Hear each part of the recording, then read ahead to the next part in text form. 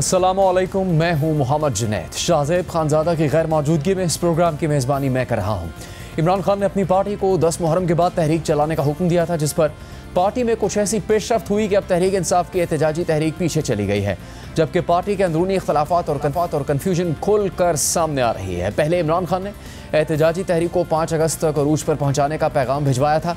फिर वज़ीर आला खैबर पख्तूनख्वा अली अमीन गंडापुर ने 90 दिन की बात कर दी और उसके अगले ही रोज़ पंजाब की चीफ ऑर्गेनाइज़र आलिया हमजा के पार्टी रहनुमाओं के साथ इख्तलाफात सामने आ गए, जिनमें वक्त गुजरने के साथ साथ शिद्दत आती जा रही है। PTI के लाहौर के इजलास में नज़रअंदाज किए जाने पर नाराज़ रहनुमा आलिया हमजा को शेख वकास अकरम की जानिब से जाने वाले मैसेजेस लीक हो गए हैं। इस तमाम तर सूरत हाल ने कई सवालात को जन्म दे दिया है, जिनमें बुनियादी सवाल यह है कि आखिर PTI क़यादत बगैर किसी रोक टोक के लाहौर कैसे पहुँच गई। मिर्ज़ा अफरीदी के फार्म हाउस पर डिनर क्यों हुआ? फार्म हाउस पर कुछ और ऐलानात किए गए, मगर अगले ही रोज़ प्रेस कॉन्फ्रेंस में एक और हिकमत अमली क्यों बताई गई? आलिया हमजा समेत PTI के दीगर पार्टी रहनुमाओं को एतमाद में क्यों ना लिया गया?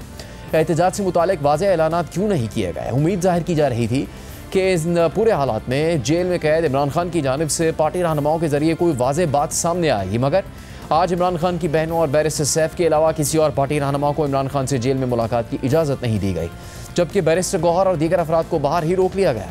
चेयरमैन PTI बैरिस्टर गौहर ने मीडिया से बात करते हुए कहा कि बानी PTI कह चुके हैं कि 5 अगस्त को तहरीक उरूज पर होगी। PTI में कोई इख्तलाफ नहीं, मिसअंडरस्टैंडिंग है।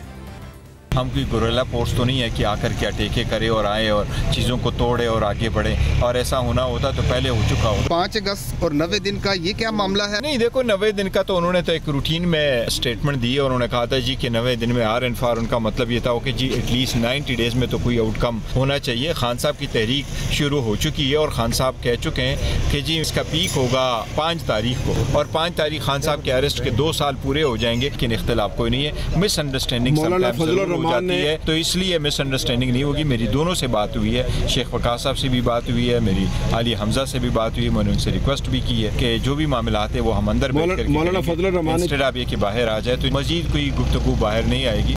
जबकि इमरान खान की बहन अलीमा खान ने इमरान खान से जेल में मुलाकात से पहले मीडिया से बात करते हुए PTI के इजलास को अच्छी बात करार दिया। उन्होंने कहा कि अच्छी बात यह है कि PTI के सारे पार्लियामेंटेरियंस इकट्ठे लाहौर गए। 90 दिन की बात पार्लियामेंटेरियंस ने अपने लिए की थी।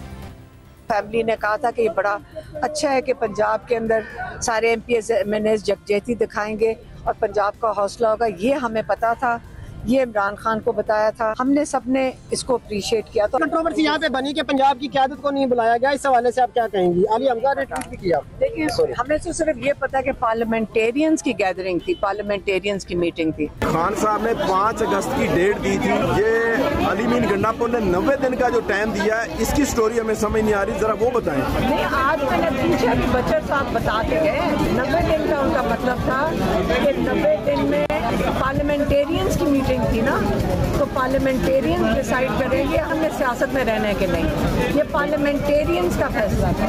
PTI के रहनुमा अली जफर ने मीडिया से बात करते हुए कहा कि कन्फ्यूजन ज़रूर है, खुद इमरान खान का पैगाम मुख्तलिफ था, जिस चीज़ के लिए मीटिंग की जा रही थी वो मुख्तलिफ थी। आलिया हमजा पर बात करते हुए उन्होंने कहा कि उनको सबसे पहले इसमें शामिल होना चाहिए था।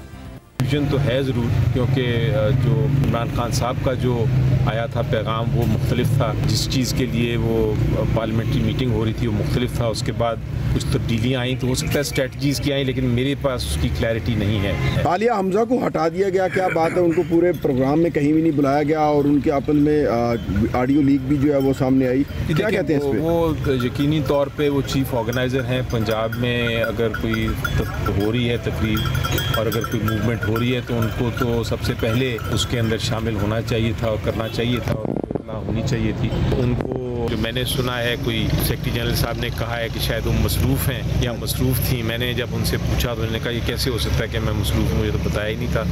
जबकि दूसरी तरफ PTI के सेक्रेटरी जनरल सलमान अकरम राजा ने आलिया हमजा के ट्वीट पर सख्त रद्द-ए-अमल दिया। मीडिया से बात करते हुए उन्होंने कहा कि जो मैं बात कर रहा हूँ ठीक कर रहा हूँ, अगर किसी में हिम्मत है इसको रद्द करने की तो मैं उसे देख लूँगा। कोई मसला नहीं था, ये सिर्फ और सिर्फ बेवकूफ़ी या साजिश की बुनियाद पर एक मसला बनाया गया। एक बहुत अच्छा इवेंट था, इस्लामाबाद से लोग गए, पेशावर से लोग इस्लामाबाद इकट्ठे हुए, वो लाहौर गए, वहाँ मिले, वहाँ बैठे, अगले दिन वापस आए।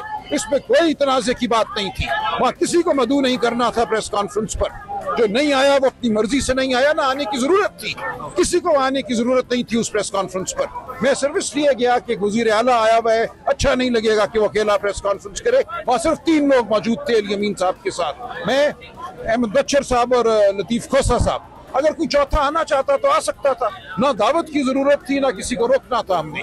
इसलिए तमाम बयानियां बेवकूफाना गैर जरूरी है। अच्छा, 5 से 10 तारीख का पीक ये खान साहब ने डाला जेल से, वही रहेगा जो खान साहब का हुक्म है, वही हुक्म है। उसके अलावा कोई तारीख, कोई 90 दिन, कोई मानी नहीं रखती। बड़ा जारहाना जवाब दे रहे हैं। अगर दूसरी तरह से इस तरह जवाब देता है तो फिर देखेंगे, फिर जो मैं बात कर रहा हूँ वो ठीक कर रहा हूँ। अगर किसी में हिम्मत है, मजाल है इस बात को रद्द करने की, तो मैं देख लूंगा। तमाम गुफ्तगू बेवकूफाना की गई है और अगर इसके बाद कोई बात हुई तो हम तादीबी कार्रवाई करेंगे।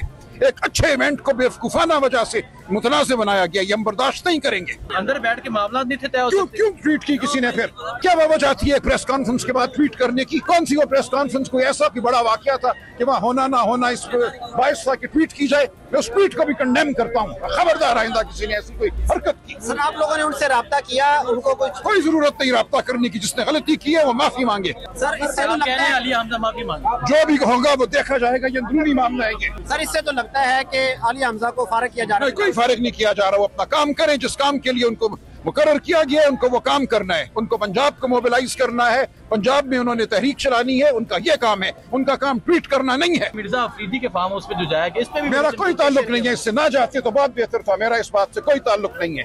ना जाते तो बेहतर होता। ये बिल्कुल वाज़ेह बात है कि पाकिस्तान तहरीक इंसाफ किसी को पैसे की वजह से टिकट नहीं देगी। अच्छा, पैसे की वजह से टिकट बिल्कुल नहीं देगी। तो आप 90 दिन की बात के हवाले से रद्द करता हूँ, मैं उसके साथ बिल्कुल शामिल नहीं हूँ। हम तहरीक चलाएंगे, खान साहब के अहकामात के तहत तहरीक चलाएंगे। जेल में इमरान खान से मुलाकात के बाद मीडिया नुमाइंदों से गुफ्तगू करते हुए अलीमा खान ने कहा कि इमरान खान ने कहा है कि आपस के इख्तलाफात को ख़त्म करके सारा फोकस सिर्फ तहरीक पर रखें। इमरान खान ने कहा है कि जो पार्टी में इख्तलाफात पैदा करेगा उसको वो खुद देख लेंगे।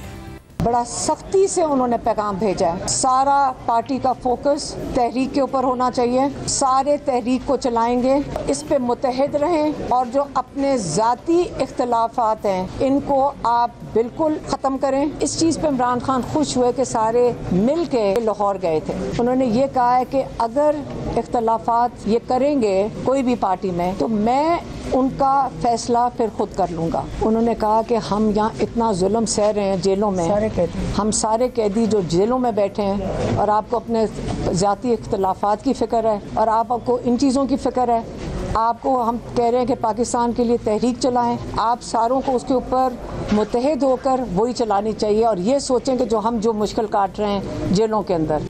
जहां एक तरफ PTI अंदरूनी सियासत और इख्तलाफात का शिकार है तो वहीं दूसरी तरफ अब ये खबर सामने आ रही है कि खैबर पख्तूनख्वा हुकूमत और अपोजिशन में 21 जुलाई को होने वाले सेनेट इंतखाबात के डेडलॉक के खात्मे के लिए खुफिया राबते शुरू हो गए हैं। रोजनामा जंग में गुलजार मोहम्मद खान की रिपोर्ट के मुताबिक खैबर पख्तूनख्वा हुकूमत और अपोजिशन जमातों के माबैन सूबे में सेनेट इंतखाबात पर डेडलॉक के खात्मे और बेला मुकाबला इंतखाब के लिए खुफिया इब्तदाई राबतों और मशावरत का इंकशाफ हुआ है, जबकि अपोजिशन की जानिब से बिला मुकाबला इंतखाब के लिए नशस्तों की तकसीम का फॉर्मूला भी पेश कर दिया गया है। अपोजिशन ने सेनेट की 11 में से 5 नशस्तें मांग ली हैं, ताहम बिला मुकाबला इंतखाब के लिए हुकूमती फार्मूला के बाद ही मामला आगे बढ़ेंगे। अपोजिशन जमातों मुस्लिम लीग नून, जमीयत उलमा इस्लाम, पीपल्स पार्टी और तहरीक इंसाफ पार्लियामेंटेरियन का मिलकर इंतखाबी मैदान में उतरने पर इत्तफाक हुआ है, जबकि ANP के साथ राबतों का फैसला भी किया गया है। अपोजिशन ने डेडलॉक के खात्मे और बिला मुकाबला इंतखाब के लिए नशस्तों की तकसीम का फार्मूला तैयार कर लिया है। हुकूमती फार्मूले के बाद मामला आगे बढ़ेंगे। अपोजिशन ज़राए ने इब्तदाई राबतों की तस्दीक करते हुए कहा कि बिला मुकाबला इंतखाब से हॉर्स ट्रेडिंग का रास्ता रोकने के साथ सियासत और जमहूरियत के वक़ार में इजाफा होगा, जबकि दूसरी तरफ इलेक्शन कमीशन ने एक मरतबा फिर खैबर पख्तूनख्वा से सेनेट की 11 खाली नशस्तों पर इंतखाबात का शेड्यूल जारी किया है, जिसकी रोशनी में 21 जुलाई को सूबाई असम्बली में नए सेनेटर्स के इंतखाब के लिए पोलिंग होगी। सेनेट की 11 नशस्तों के लिए 25 उम्मीदवार मद्दे मुकाबिल है। 7 जनरल नशस्तों के लिए 16, टेक्नोक्रेट की 2 नशस्तों के लिए 5 और ख़वातीन की 2 नशस्तों के लिए 4 उम्मीदवार मैदान में मौजूद हैं। तहम इंतखाबात होंगे या फिर नहीं, इस हवाले से गैर यकीनी सूरत हाल है। 27 जून को सुप्रीम कोर्ट की जानिब से सूबाई असम्बली की मखसूस नशस्तों की तकसीम के बाद इलेक्शन कमीशन ने ख़वातीन और अक़लियती अरकान से हल्फ लेने के लिए स्पीकर को ख़त ढेर साल किया, जबकि नौमुंतखब अरकान ने हल्फ बर्दारी के लिए असम्बली सेक्रेटेरिएट में दरख्वास्त भी जमा करवाई है। इसके अलावा नुमाइंदा जियो न्यूज़ अबू बकर सिद्दीक की रिपोर्ट के मुताबिक मुस्लिम लीग नून, JUI और पीपल्स पार्टी की मुत्तहिद होकर खैबर पख्तूनख्वा में सेनेट इलेक्शन लड़ने पर भी बातचीत जारी है। तीनों जमातों का एक दूसरे के उम्मीदवारों को सपोर्ट करने पर भी गौर हो रहा है। मुत्तहद होने पर नून लीग और पीपीपी टेक्नोक्रेट की नशिस्तों पर जेयूआई के उम्मीदवार दिलावर खान को वोट देंगे। रिपोर्ट के मुताबिक जेयूआई और मुस्लिम लीग नून खवातीन के नशिस्त पर पीपल्स पार्टी की उम्मीदवार रुबीना खालिद को वोट देंगे। पीपल्स पार्टी और जेयूआई अमीर मुकाम के बेटे नियाज अहमद को जनरल नशिस्त पर सपोर्ट करेगी। तीनों जमातों का 2 दिन बाद अपनी हिकमत अमली का बाज़ाब्ता ऐलान सामने लाने का इम्कान है। इसके अलावा अबू बकर सिद्दीक की एक और खबर के मुताबिक पीटीआई के रहनुमा मशाल यूसुफजई को अलीमा खान और वज़ीर आला अली अमीन गंडापुर की मुखालफत के बावजूद बानी पीटीआई ने सेनेट उम्मीदवार नामजद करने की मंजूरी दे दी है। रिपोर्ट के मुताबिक खैबर पख्तूनख्वा के बजट की मंजूरी के दौरान मशाल यूसुफजई ने अली अमीन गंडापुर की बिलवास्ता मुखालफत की थी। पीटीआई के बेशतर रहनुमा और अरकान असम्बली भी मशाल यूसुफजई को सेनेट टिकट देने के हक में नहीं है। अली अमीन गंडापुर ने 2 मरतबा मशाल यूसुफजई को काबीना से भी निकाला था। तहरीक इंसाफ के एहतजाजी तहरीक के मामले पर इख्तलाफात शिद्दत अख्तियार कर रहे हैं। ऐसे में तहरीक इंसाफ अपनी एहतजाजी तहरीक से क्या हासिल कर सकेगी, इसी हवाले से और दीगर मामलात पर बात करेंगे पाकिस्तान के सीनियर सहाफ़ी और तजज़ियाकार सुहेल वड़ाइच साहब से। सुहेल वड़ाइच साहब, तहरीक इंसाफ के अंदर तकसीम और इख्तलाफात की बात तो कोई नई नहीं है, लेकिन अक्सर जब इसी जमात के मुख्तलिफ रहनुमाओं के बयानात देखते हैं तो लगता नहीं कि एक ऐसी जमात के अफराद की तरफ से बात हो रही है जिनका कोई एक ही मकसद होगा जिसमें उनको इकट्ठे शामिल होना होगा। ये सब बातें अब इख्तलाफ की हमारे सामने आती रहती हैं, लेकिन एक बहुत ही हैरानकुन बात जो इस मामले पर करीब से नज़र रखने वालों के लिए भी किसी हद तक हैरानकुन साबित हुई कि कहाँ वज़ीर आला खैबर पख्तूनख्वा और पंजाब में मुस्लिम लीग नून की क़यादत का ईंट का जवाब पत्थर से देने की जैसी लड़ाई थी। दाखिल नहीं हो सकते पंजाब में, आएंगे तो हम देख लेंगे। इस हद तक इख्तलाफात और इस हद तक तुंदो तेज़ बयानात दिए जाते थे। और वही केपी के वज़ीर आला पंजाब आते हैं, लाहौर आते हैं, मुस्लिम लीग नून के गढ़ आते हैं, वहाँ रायविंड में ही एक मकाम पर बैठक लगाते हैं और वहाँ पर खिताब भी करते हैं। ये सब बहुत आसानी से हो गया, लेकिन हुआ कैसे ये सुहेल वड़ाइच साहब?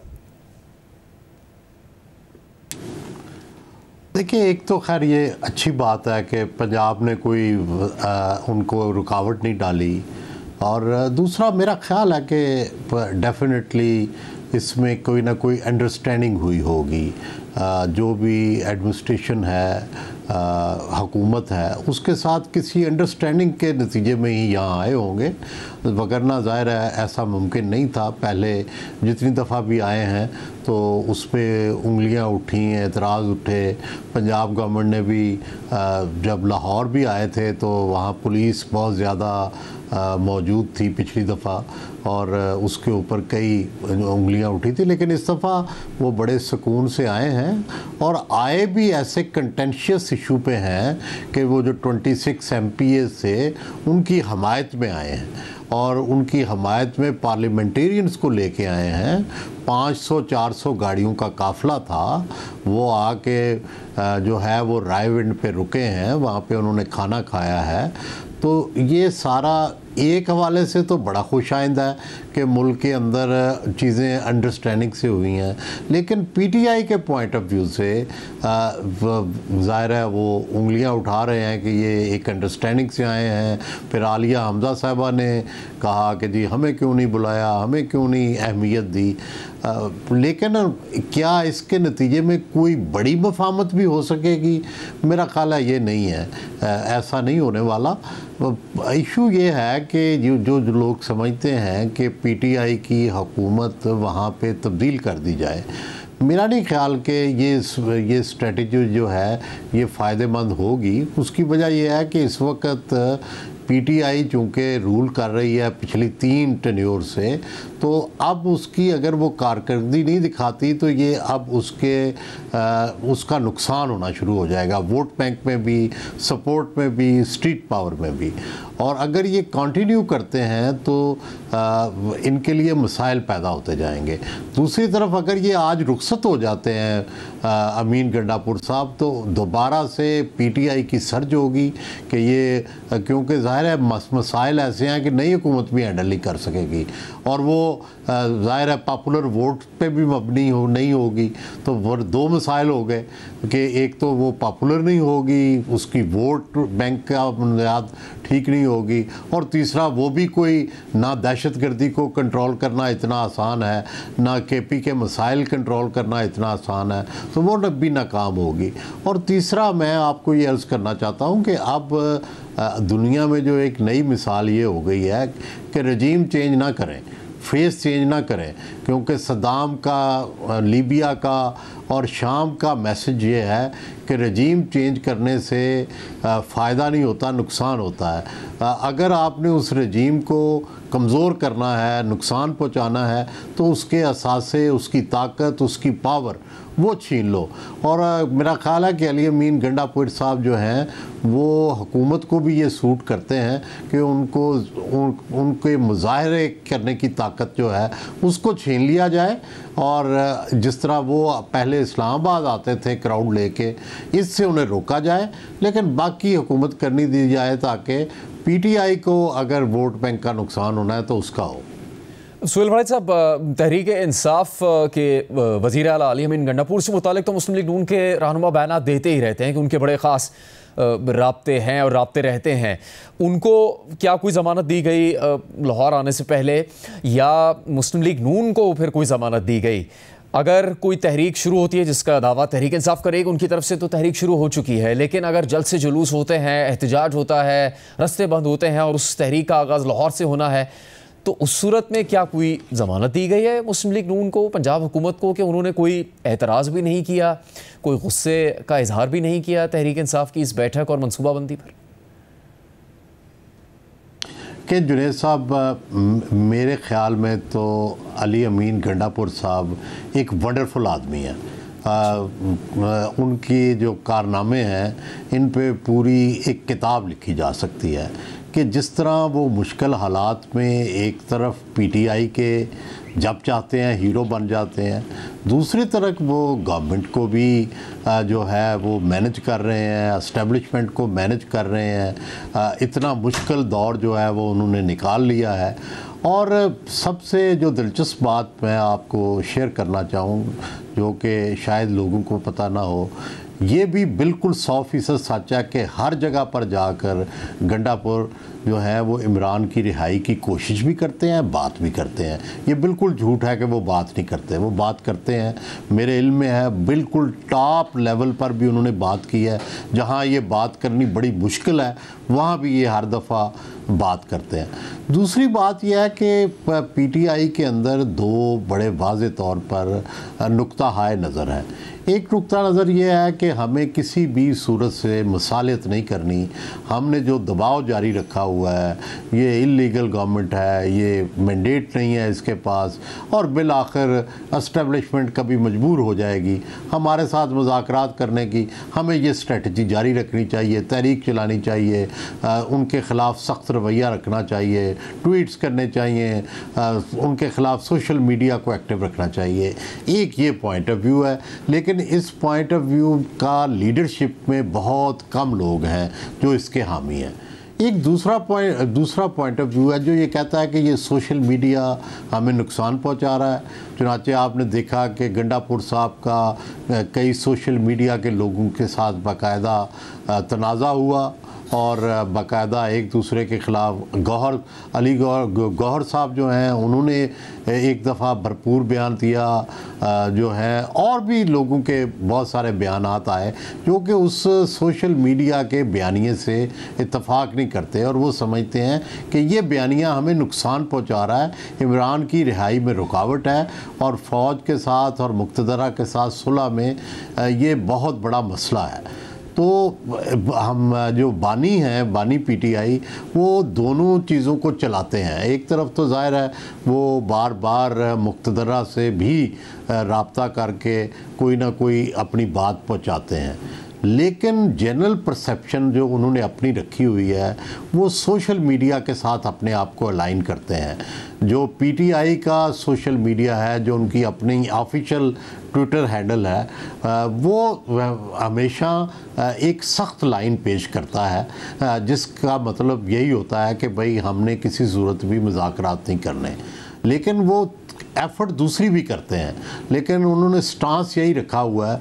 चुनांचे इससे ये हुआ है कि जितनी ये लीडरशिप है, चाहे गंडापुर साहब हैं, चाहे गौहर साहब हैं, चाहे दूसरे हैं, तो ये हमेशा कंडेम होते हैं और इसके नतीजे में खान साहब और मजबूत होते हैं और उनके अपने ही बनाए हुए लोग जो हैं वो कमज़ोर होते हैं।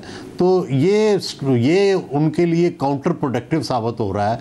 कोई इनके साथ मुज़ाकरात क्यों करेगा जब खुद ही पीटीआई उनको कंडेम करती है। सुहेल वालिद साहब, लेकिन जो इख्तलाफात हैं वो तो बहुत शिद्दत के साथ सामने नज़र आ रहे हैं। आज सलमान अकरम राजा साहब का जो लहजा था और फिर आलिया हमजा साहब से मुतालिक भी उनसे बात हुई, उन्होंने कहा कि माफ़ी मांगनी चाहिए। फिर जब उनकी बात हुई उन्होंने कहा उनका काम ट्वीट करना नहीं है, उनको पंजाब की जिम्मेदारी दी गई है, यहाँ पर कारकुनों को मोबिलाइज़ करना, यहाँ पर सियासी सरगर्मियों को आगे लेकर चलना उनकी जिम्मेदारी है। तो बहुत ही सख्त लहजे में उन्होंने बात की। तो अली अमीन गंडापुर साहब के मुखालिफिन भी मौजूद हैं, आपने उनकी शख्सियत के कुछ पहलू बताए। सलमान अकरम राजा साहब के मुखालिफिन भी मौजूद हैं, उनका जिनसे इख्तलाफ है वो भी खुल के आज सामने आ रहा है। तो जब बानी पीटीआई इक़्तिदार से हटा दिए गए थे तहरीक अदम एतमाद की सूरत में और लाहौर में एक वक्त में उन्होंने क़याम किया था, तो आपने और मुजीबुर रहमान शामी साहब ने उनसे एक बड़ी अहम मुलाकात की थी। हम आपसे समझना चाह रहे हैं कि उनकी जमात में जो कुछ इस वक्त हो रहा है, कहीं इख्तलाफ नज़र आता है, कहीं बहुत शदीद इख्तलाफ नज़र आता है, कहीं इतफाक़ नज़र आता है, एक से ज़्यादा मंसूबे नज़र आते हैं। ये बाय डिज़ाइन है, बानी पीटीआई जिस तरह से हिदायत दे रहे हैं, या फिर सब कुछ उनके कहने के मुताबिक नहीं हो रहा हकीकत में? नहीं, मेरा ख्याल है कुछ चीज़ें उनकी मर्ज़ी के ख़िलाफ़ भी हो रही हैं, कुछ उनकी मर्ज़ी के मुताबिक हो रही हैं। मुझे ये लगता है कि ये अली अमीन गंडापुर अपना ये बयानिया पहुँचाने में और मनवाने में कामयाब हो गए हैं कि हमें जो सख्त लाइन ली हुई है हमने इसको थोड़ा साफ़ करें, थोड़ा सा प्रोलांग करें ये जो तहरीक है इसको।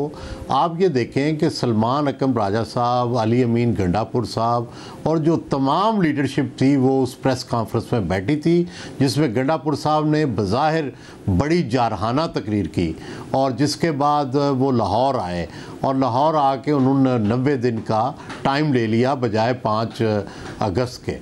तो आप ये देखें कि इसका मतलब ये है कि जो पहली पार्टी लाइन थी उसके अंदर वाज़े तब्दीली आ गई। एक तो टाइम लंबा हो गया, नंबर 2 ये हो गया कि इसका मतलब है कि जो बाहर बैठे यूट्यूबर्स लाइन ले रहे थे इन्होंने सब ने उसके ख़िलाफ़ बयानियाँ ले लिया है और उसमें सलमान अकरम राजा साहब भी शामिल हो गए। आलिया हमज़ा जो थी ये सोशल मीडिया के उस ग्रुप से अलाइन कर रही थी कि जो कि इस लीडरशिप के ख़िलाफ़ बोल रहा था, तो उसको भी आज कंडेम हो गई। तो इसका मतलब ये है कि जो पहले एक अल्टरनेट लीडरशिप सोशल मीडिया के लोग दे रहे थे उससे तो ये वाज़े तौर पर इन्होंने अलग होने का फ़ैसला किया है। और ये जो पार्लियामेंट्री लीडरशिप है और जो पार्टी लीडरशिप पाकिस्तान के अंदर मौजूद है उन्होंने वाज़े लीड ले ली है उनके ख़िलाफ़ जो कि इंतहा पसंदी और जो किसी मुज़ाकरात ना करने के हामी थे। ये मुझे बड़ी एक वाज़े तब्दीली नज़र आती है। क्या इसके पीछे भी कोई बात है वो तो बाद में सामने आएगी, लेकिन बज़ाहिर ये पहली दफ़ा एक वाज़े लीडरशिप के अंदर ये वाज़े सोच पैदा हुई है और वाज़े तब्दीली आई है। और आज जो सलमान अकरम राजा साहब ने जिस तरह आलिया हमज़ा के बारे में स्टांस लिया है ये माजी के पीटीआई के स्टांस के मुख्तलिफ है। पहले बड़ा मुदाफ़ियाना स्टांस होता था, पहले इस तरह की जो ट्वीट्स होती थी उनके बारे में बड़ा नरम रवैया होता था, इस दफ़ा बड़ा सख्त रवैया अपनाया गया है। और ज़ाहिर है सलमान अकरम राजा साहब भी डायरेक्टली हदायत तो इमरान खान से ही लेते हैं। सुहेल वालिद साहब आपका बहुत शुक्रिया। जारी रहेगा एक ब्रेक के बाद। चीनी की कीमत में मुसलसल इजाफा हो रहा है। हुकूमत चीनी दरामद कर रही है मगर दरामदी टैक्स माफ करने के हुकूमती फैसले पर IMF ने एतराज़ उठा दिया है, जिसके बाद एक नया मसला खड़ा हो गया। और इस पूरी सूरत हाल में फूड सिक्योरिटी की वजारत ने ऐलान किया है कि हुकूमत और शुगर इंडस्ट्री के दरमियान मामला तय पा गए और चीनी की एक्स मिल कीमत 165 रुपये फ़ी किलो मुकर्रर कर दी है। अब यहाँ सवाल ये उठ रहा है कि जब चीनी की एक्स मिल कीमत 165 रुपये होगी तो होल सेल कीमत क्या होगी और रिटेल कीमत क्या होगी, क्योंकि अब तक हुकूमत ने चीनी की कीमत को कंट्रोल करने के लिए जितने भी इकदाम किए उसमें हुकूमत को नाकामी का सामना करना पड़ा और चीनी की कीमत खुद हुकूमती आदाद शुमार के मुताबिक 200 रुपये फ़ी किलो तक पहुँच गई है। अब हुकूमत चीनी की कीमतों को कंट्रोल करने के लिए चीनी दरामद कर रही है, तो दरामदी टैक्स माफ़ करने पर IMF ने एतराज़ कर दिया है। नुमाइंदा जियो न्यूज़ अशरफ मलकम की खबर के मुताबिक IMF ने चीनी की दरामद पर टैक्स छूट देने पर तहफ़्फ़ुज़ात ज़ाहिर कर दिए हैं। ऐसे इक़दाम से $7 अरब कर्ज प्रोग्राम मुतासर होने का खदशा हो सकता है। ज़राए के मुताबिक हुकूमती चीनी की दरामद पर दी गई टैक्स छूट वापस लेने पर गौर कर रही है और चीनी दरामद का फैसला मुकम्मल तौर पर ख़त्म किए जाने का भी इम्कान है। इसके अलावा निजी शोबे के लिए दी गई टैक्स छूट वापस लेने पर भी गौर किया जा रहा है। खबर के मुताबिक चीनी दरामद पर टैक्स छूट IMF के मुआहदे की खुली खिलाफ वर्जी है और IMF ने दरामद पर टैक्स छूट की हुकूमती वजाहत मुस्तरद कर दी है। हुकूमत का मौक़िफ़ है कि चीनी की दरामद फूड इमरजेंसी के तहत की जा रही है। ज़राए के मुताबिक काबीना ने वज़ारत ख़ज़ाना की राय के बगैर दरामद की मंजूरी दी। इसके अलावा सहाफ़ी शहबाजाना की खबर के मुताबिक हुकूमती ज़राए ने बताया कि IMF ने पाकिस्तान की दरख्वास्त कबूल नहीं की कि फूड इमरजेंसी की वजह से बगैर टैक्स चीनी दरामद करना जायज़ है। वफाकी हुकूमत की जानिब से FBR ने IMF को ये ख़त लिखा था। ज़राए का कहना है कि IMF का रद्द-ए-अमल वज़ारत ख़ज़ाना के अंदाजे के मुताबिक था, जिसने पहले ही ख़बरदार किया था कि $7 अरब का प्रोग्राम 2 खिलाफ वर्जियों की वजह से मुतासर हो सकता है। पाकिस्तान अब IMF प्रोग्राम की संगीन खिलाफ वर्जी का मुर्तकब हो चुका है, क्योंकि इसने तहरीरी यकीन दहानी की खिलाफ वर्जी की है कि ना तो किसी को टैक्स में रियायत दी जाएगी और ना ही सरकारी सतह पर अजनास की खरीदारी की जाएगी। वज़ारत ख़ज़ाना, FBR और IMF ने इस मामले पर बाज़ाब्ता तौर पर कोई तबसरा नहीं किया। ताहम मुतल्लका हुकाम ने बताया है कि IMF ने हुकूमत के इस इक़दाम पर सख्त एतराज़ किया है कि इसने चीनी दरामद करने का फैसला करते वक्त IMF को नज़रअंदाज किया, जिससे प्रोग्राम की 2 शराइत की खिलाफ वर्जी हुई। खबर के मुताबिक तमाम ड्यूटियों और टैक्सेस के साथ चीनी की दरामदी कीमत तकरीबन 245 रुपये फ़ी किलो होने का अंदाज़ा है। तमाम असल कीमत का तयन उस वक्त होगा जब हुकूमत को बोलियाँ मौसूल होंगी। ज़राए का कहना है कि IMF के रद्दअमल के बाद हुकूमत सूरत हाल को संभालने के लिए मुख्तलिफ ऑप्शंस पर गौर कर रही है। इनमें TCP का दरामदात से मुकम्मल तौर पर दस्तबरदार होना और निजी शोबे के लिए दी गई टैक्स छूट वापस लेना शामिल है। ताहम अभी तक कोई हतमी फैसला नहीं हुआ है। IMF का एतराज़ सामने आने के बाद ये खबर सामने आई कि पाकिस्तान ने 3 लाख टन चीनी दरामद का टेंडर वापस ले लिया है। नुमाइंदा जियो न्यूज़ ज़मीन ज़हरा की खबर के मुताबिक ट्रेडिंग कॉरपोरेशन ऑफ पाकिस्तान ने 3 लाख मेट्रिक टन चीनी की दरामद का टेंडर वापस ले लिया है और 50,000 मेट्रिक टन का नज़रसानी शुदा टेंडर जारी कर दिया है। इंटरनेशनल सप्लाइज से 50,000 टन चीनी की दरामद के लिए 22 जुलाई तक बोलियाँ तलब की हैं। इससे पहले ट्रेडिंग कॉरपोरेशन ऑफ पाकिस्तान ने 11 जुलाई को 3 लाख टन चीनी की दरामद का टेंडर जारी किया था और चीनी की दरामद के लिए 18 जुलाई तक बोलियाँ तलब की थी। इसके अलावा हुकूमत ने चीनी की कीमत को कंट्रोल करने के लिए चीनी की एक्स मिल प्राइस 165 रुपये मुकर्रर कर दी है। इस हवाले से आज वफाकी वज़ीर फूड सिक्योरिटी राना तनवीर की ज़ेर सदारत चीनी की कीमतों से मुतालिक इजलास हुआ। इजलास में पाकिस्तान शुगर मिल्स एसोसिएशन के चेयरमैन और सीनियर मेंबर्स ने शिरकत की। इजलास में चीनी की एक्स मिल कीमत के मौसम नफाज और फौरी फरहमी पर तफसीली गौर किया गया। चीनी की एक्स मिल कीमत 165 रुपये फ़ी किलो पर एसोसिएशन ने फौरी अमल दरामद की यकीन दहानी करवा दी। चेयरमैन शुगर मिल्स एसोसिएशन ने कहा कि चीनी की कीमतों में कमी के असरात 2 से 3 दिन में नुमाया होंगे। वफाकी वज़ीर फूड सिक्योरिटी राना तनवीर हुसैन ने कहा हुकूमत चीनी की रिटेल कीमत पर सख्ती से अमल दरामद को यकीनी बनाएगी। चीनी की कीमत कंट्रोल करने के लिए तमाम मुमकिन इक़दाम किए जा रहे हैं। एलामे के मुताबिक चीनी की ज़ख़ीरा अंदोज़ी और नाजायज़ मुनाफाखोरी की रोकथाम के लिए मौसर हिकमत अमली तैयार कर ली गई है। हुकूमत ने अब चीनी की एक्स मिल प्राइस 165 रुपये मुकर्रर की है, मगर इससे पहले भी हुकूमत 2 दफ़ा एक्स मिल प्राइस तय कर चुकी है। नुमाइंदा जियो न्यूज़ ज़मीन ज़हरा की एक और ख़बर के मुताबिक दरामद की इजाज़त के बावजूद चीनी की एक्स मिल कीमत पहले के मुकाबले में ज़्यादा मुकर्रर की गई। बरामद की इजाज़त के वक्त मुकर्ररा कीमत के मुकाबले में एक्स मिल कीमत में 25 रुपये फ़ी किलो का इजाफा किया गया और इस साल मार्च में हुकूमती ऐलान करदा कीमत के मुकाबले में एक्स मिल कीमत में 6 रुपये फ़ी किलो इजाफा हुआ। काबीना दस्तावेज़ के मुताबिक वफाकी हुकूमत ने जून 2024 में चीनी की एक्स मिल कीमत 140 रुपये फ़ी किलो मुकर्रर की थी। मार्च 2025 में हुकूमत ने चीनी की एक्स मिल कीमत 159 रुपये किलो मुकर्रर की थी। अब हुकूमत ने शुगर मिलों के साथ चीनी की एक्स मिल कीमत 165 रुपये फ़ी किलो मुकर्रर की है। वफाकी हुकूमत ने जून 2024 में चीनी बरामद करने की मंजूरी दी तो उस वक्त ये यकीन दहानी करवाई गई थी कि चीनी की फ़ी किलो कीमत 140 रुपये से ऊपर नहीं जाएगी, मगर फिर जब चीनी की कीमत में इजाफा होने लगा तो हुकूमत ने एक बार फिर चीनी की एक्स मिल प्राइस मुकर्रर की। असरार खान और मेहताब हैदर की खबर के मुताबिक 18 मार्च 2025 को नायब वज़ीर आज़म और वज़ीर ख़ारजा इसहाक़ डार ने चीनी की रिटेल कीमत 164 रुपये फ़ी किलो मुकर्रर करने का ऐलान किया था, जबकि एक्स मिल कीमत 159 रुपये से कम तय की गई थी। ताहम इस हिदायत को नज़रअंदाज किया गया और चीनी की कीमत कभी भी 180 रुपये फ़ी किलो से नीचे नहीं आई, जो इसहाक़ डार के हदफ से कहीं ज़्यादा थी, बल्कि हाल दिनों में ये कीमत 200 रुपए के करीब पहुंच गई है। वफाकी वजीर खजाना मोहम्मद औरंगजेब से भी कल जब सहाफ़ी ने चीनी की कीमत 200 रुपए फ़ी किलो होने के हवाले से सवाल किया तो उन्होंने कहा कि हुकूमत बुनियादी ग़िज़ाई अशिया की कीमतों को माहाना बुनियादों पर मॉनिटर कर रही है। रमज़ान आए या कोई और इवेंट हो, कीमतें ऊपर नीचे हो जाती हैं। गंदम और चीनी को भी डीरेगुलेट कर देना चाहिए। चीनी 200 रुपए किलो महंगी क्यों हो गई है? जिम्मेदार कौन है? इसको सजा कब होगी? At the ECC level as well हम इन प्राइसेस को मंथली बेसिस पे मॉनिटर कर रहे हैं। नेशनल प्राइसिंग मॉनिटरिंग कमेटी भी है, बट ECC भी हमें डायरेक्ट किया गया है बाय द कैबिनेट कि इनको मॉनिटर करें और जो भी स्टेप्स लेने हैं उसमें लिए जाएं। ये उतार चढ़ाव ये चीज़ें रहती हैं, कभी रमज़ान से पहले कभी रमज़ान के बाहर, जो आर्बिट्राज लोग करते हैं अनफॉर्चुनेटली, और उसका सद्देबाब हुकूमत को ही करना चाहिए, फेडरल गवर्नमेंट को भी and along with the provincial governments. और जो स्ट्रक्चरल सॉल्यूशन है मेरे अंदाजे के मुताबिक, और ये मेरी पर्सनल ओपिनियन है, कि जिन चीज़ों को हम डीरेगुलेट कर सकते हैं हमें डीरेगुलेट कर देना चाहिए। राइस में कभी सुना है आपने कोई इशू? मेज़ में कभी सुना है कोई इशू? ये क्रॉप्स चल रही हैं ना, और क्रॉप्स आ भी रही हैं, डिमांड भी हो रही है, सप्लाई भी हो रही है, एक्सपोर्ट भी हो रही है, और ठीक चल रहा है। जहाँ जहाँ हुकूमत का कहीं ना कहीं कोई सिरा मिल जाता है वहाँ इश्यूज आते हैं। तो over a period of time I think we should leave it to the private sector and demand and supply, and I think that to me is the structural solution. इसके अलावा चीनी की बढ़ती हुई कीमतों के हवाले से साबिक principal secretary for prime minister Fawad Hasan Fawad ने सोशल मीडिया प्लेटफॉर्म एक्स पर लिखा कि आम आदमी के लिए कीमत कंट्रोल करने के नाम पर $30 करोड़ मालियत की चीनी दरामद करने के फैसले पर फौरी नजरसानी की ज़रूरत है।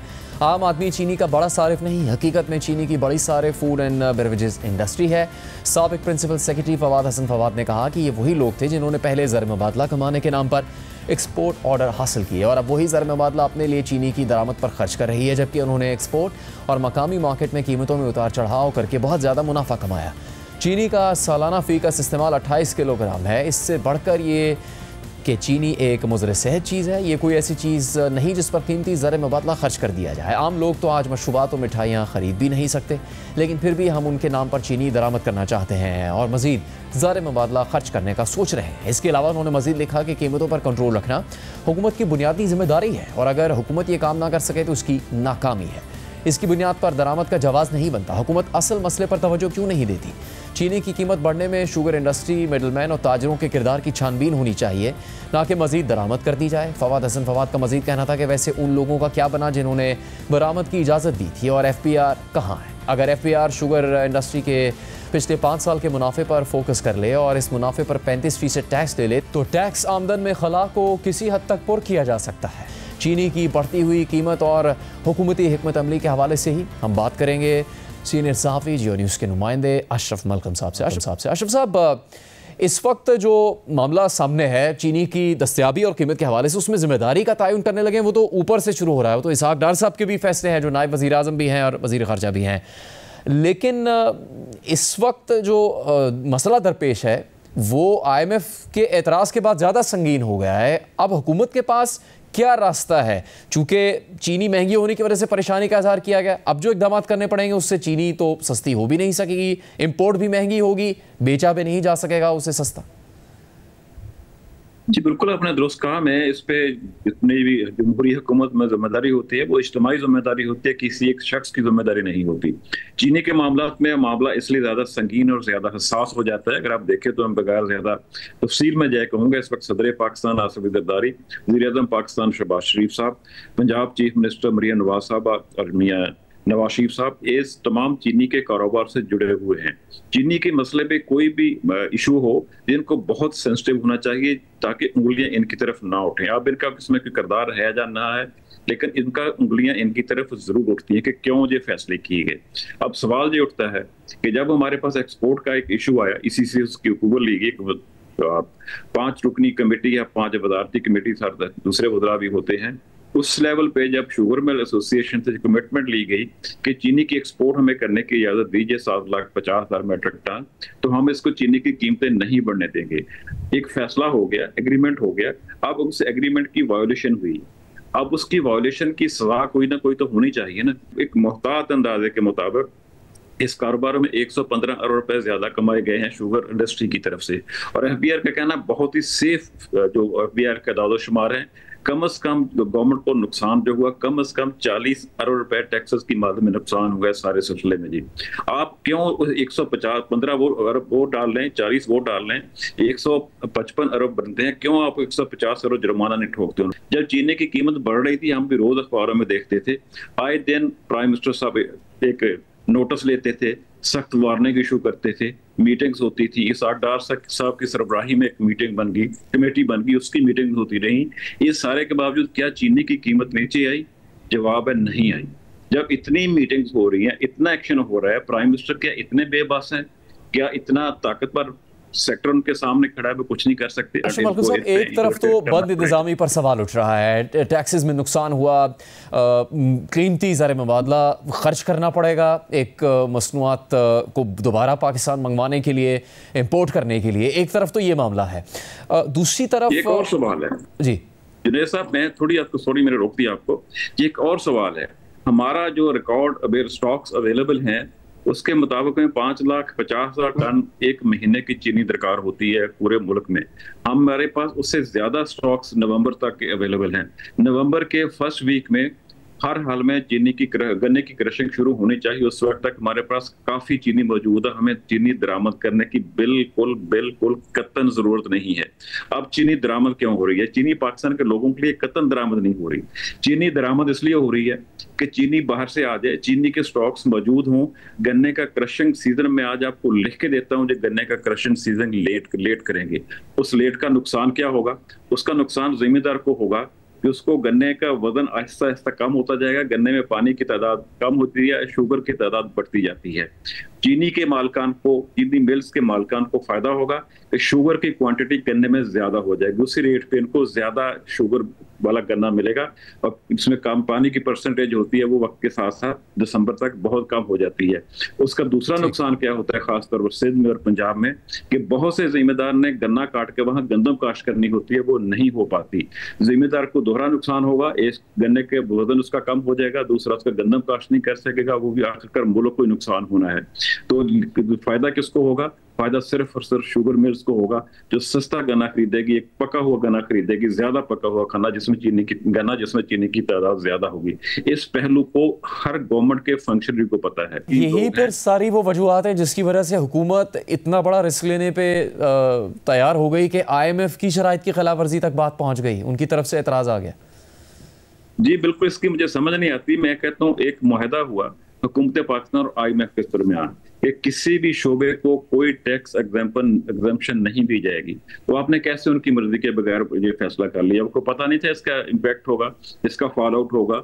इसका फॉल आउट हमारे जो $7 अरब का कर्ज का प्रोग्राम है, EFF जिसको हम कहते हैं एक्सटेंडेड फंड फैसिलिटी प्रोग्राम, उस पर इम्पैक्ट होगा। जब मुआहदा तोड़ेंगे उसका इम्पैक्ट तो अल्टीमेटली आप पे आना है। अगर वो मुआहदा टूटता है, हम अब तेल की प्राइसेस तो बहुत बढ़ा देते हैं कि IMF से वादा किया हुआ है, अब दूसरी चीजों पे टैक्सेस की रेशो बढ़ा देते हैं कि IMF से मुआहदा किया हुआ है। अब जहां तक आम आदमी का तल्लक है, उस पर बिजली के बिलों की सूरत में, गैस के बिलों की सूरत में बेतहाशा लोड डाल देते हैं कि IMF से मुआहदे के पाबंद हैं। इधर जिसके बेनिफिशियरी बहुत थोड़े लोग हैं, चीनी के मालकान जो है, उनको खुश करने के लिए मुआहदा भी तोड़ने जा रहे हैं, उस मुआहदे की खिलाफ वर्जी करने जा रहे हैं। ये मुझे नहीं समझ आता कि आम आदमी का दिमाग कैसे ये चीजें हजम करता है, किस तरह बड़े बड़े फोरम से ये फैसले होते हैं प्रॉपर होमवर्क किए। मैं ये भी नहीं मानता कि होमवर्क नहीं होता, लोगों के मुंह बंद किए जाते हैं। जैसे अभी इसके चीनी की दरामद के मसले में जब टैक्स एग्जम्पशन का फैसला हुआ, इम्पोर्ट का फैसला, वजारत खजाना को तो पूछा ही नहीं गया। जो सिग्नेटरी है IMF के साथ, वो तो स्टेट बैंक ऑफ पाकिस्तान और वजारत खजाना है, उनसे तो मशवरा नहीं किया गया, उनसे तो पूछा नहीं गया। पता नहीं कहाँ फैसला हो गया, किसने फैसला कर लिया। कैबिनेट जो फैसला किया उसको head prime minister of Pakistan करते हैं। उनको तो बहुत, मैं दोबारा कहता हूँ, उनको तो बहुत सेंसिटिव होना चाहिए कि उनकी तरफ उंगलियां ना उठ जाएंगी। हालांकि बेनिफिशियरी वो अकेले नहीं होंगे, शुगर मिल उन अकेलों की नहीं है, और भी बहुत से लोग हैं इसमें। बेनिफिशियरी सारा सेक्टर होगा, लेकिन प्राइम मिनिस्टर को ज्यादा सेंसिटिव होना चाहिए इस फैसला लेते वक्त ज्यादा, क्योंकि अल्टीमेटली जिम्मेदारी हुकूमत पाकिस्तान पे जब प्राइम मिनिस्टर पे ही आती है। अशरफ मखदूम साहब, बहुत शुक्रिया आपका प्रोग्राम में बात करने।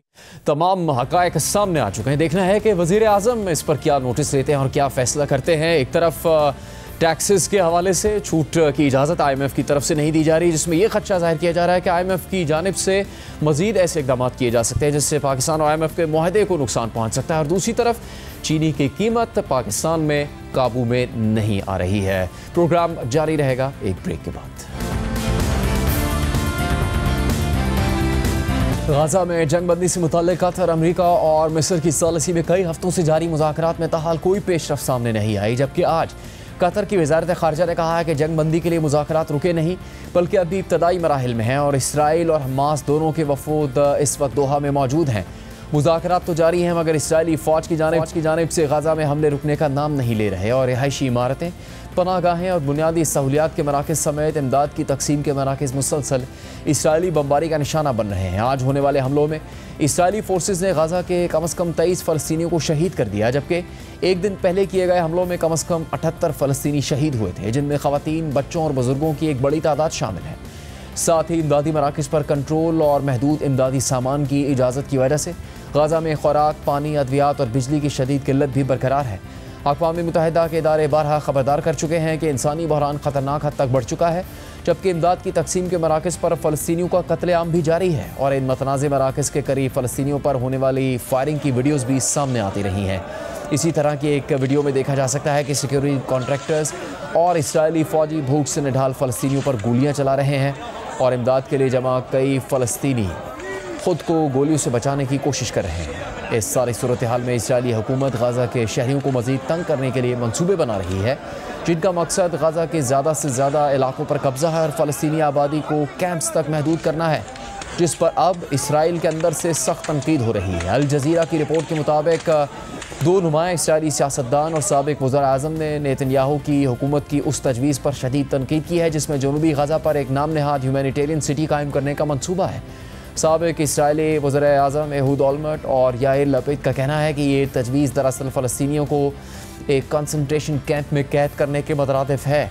अल जज़ीरा के मुताबिक इसराइल की सबसे बड़ी अपोजिशन जमात के सरबराह याइर लपीद ने इसराइली आर्मी रेडियो से बात करते हुए कहा है कि राफा शहर की तबाहशुदा जगह पर ह्यूमैनिटेरियन सिटी कायम करने के मंसूबे से कुछ भी अच्छा नहीं निकलेगा। उन्होंने मज़ीद कहा कि सिक्योरिटी, सियासी, मुआशी और इंतज़ामी समेत हर लिहाज से एक बुरा मंसूबा है। याइर लपीद के मुताबिक वो इस ह्यूमैनिटेरियन सिटी को एक कंसंट्रेशन कैंप कहना नहीं चाहते, लेकिन अगर वहाँ से किसी को निकलने की इजाज़त नहीं होगी तो वो असल में एक कंसंट्रेशन कैंप ही होगा।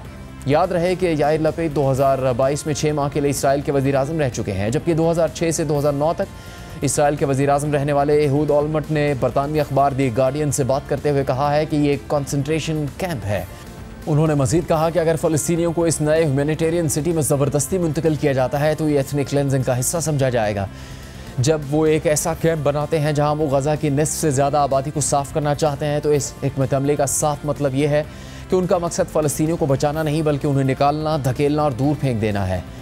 उनके पास इसका और कोई मतलब नहीं। रिपोर्ट में मज़ीद लिखा है कि इसराइली हुकूमत के मुताबिक ये नाम नहाद ह्यूमैनिटेरियन सिटी इब्तदाई तौर पर 6 लाख बेघर फ़लस्तीनियों को आर्जी पनाह देगा जो इस वक्त गाज़ा के जनूबी साहिली इलाके अल-मवासी में तंग और गुंजान खैमों में रह रहे हैं।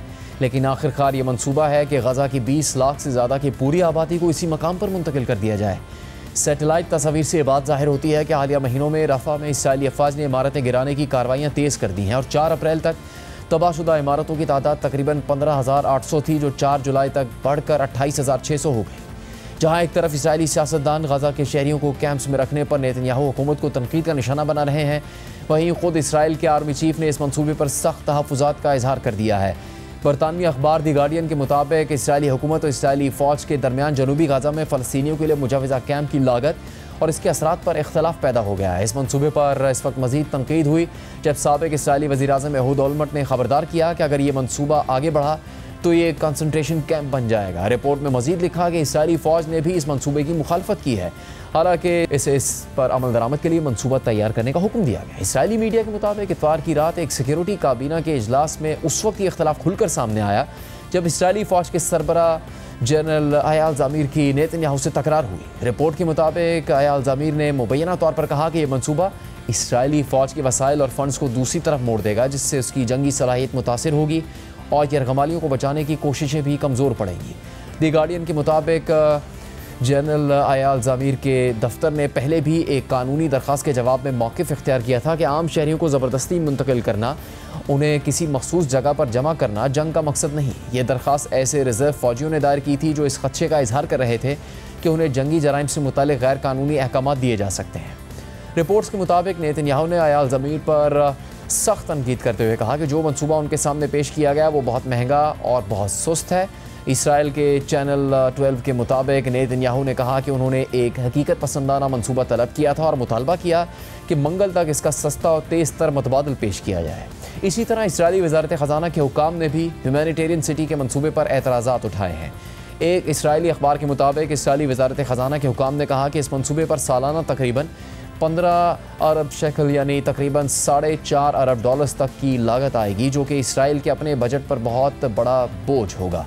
अखबार के मुताबिक ये अखराजात मुमकिन तौर पर इसराइली टैक्स दहिंदगान पर आएंगे और इसका असर स्कूलों, अस्पतालों और फलाही खदमात के बजट पर पड़ेगा।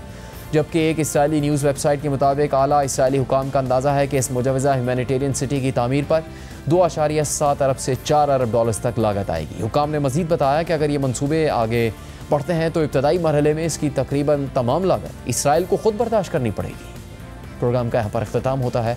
इजाज़त दीजिए, अल्लाह हाफ़िज़।